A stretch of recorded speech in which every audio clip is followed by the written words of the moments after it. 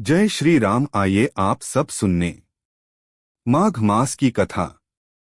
विष्णु भगवान की जय, लक्ष्मी माता की जय।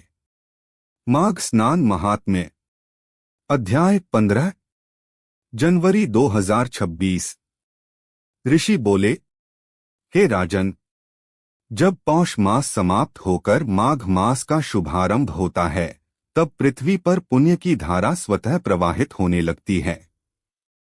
यह मास सभी मासों में श्रेष्ठ कहा गया है, क्योंकि इस समय देवता, ऋषि और पितर सभी पवित्र नदियों में स्नान हेतु उपस्थित होते हैं।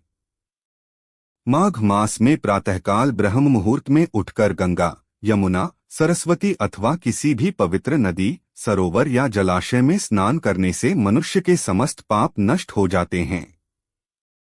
जो व्यक्ति श्रद्धा, नियम और संयम के साथ माघ स्नान करता है, उसे अश्वमेध यज्ञ के समान फल प्राप्त होता है।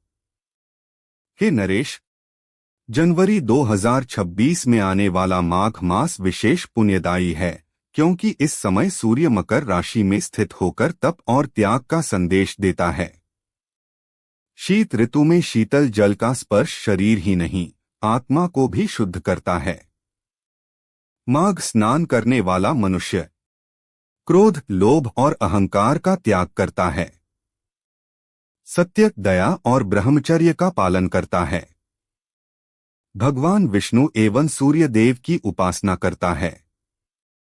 ऐसा करने से उसे न केवल इस लोक में सुख समृद्धि प्राप्त होती है, बल्कि परलोक में वैकुंठ की प्राप्ति भी सुनिश्चित होती है। ऋषि आगे कहते हैं, जो व्यक्ति माघ मास में केवल एक दिन भी श्रद्धापूर्वक स्नान, दान और जप करता है, उसके पूर्व जन्मों के संचित पाप नष्ट हो जाते हैं। यदि निर्धन व्यक्ति दान करने में असमर्थ हो, तो केवल तिल, जल और श्रद्धा से किया गया स्नान भी पर्याप्त होता है। इस मास में अन्नदान, वस्त्रदान, तिलदान और घी का दान विशेष फलदायी माना गया है। माघ मास में किया गया दान अक्षय हो जाता है।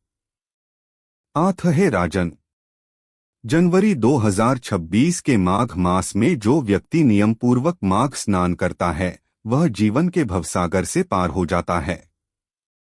यही माघ स्नान का महात्म्य है, यही इसका परम फल है। इति माघ स्नान महात्म्य कथा अध्याय 15 समाप्त।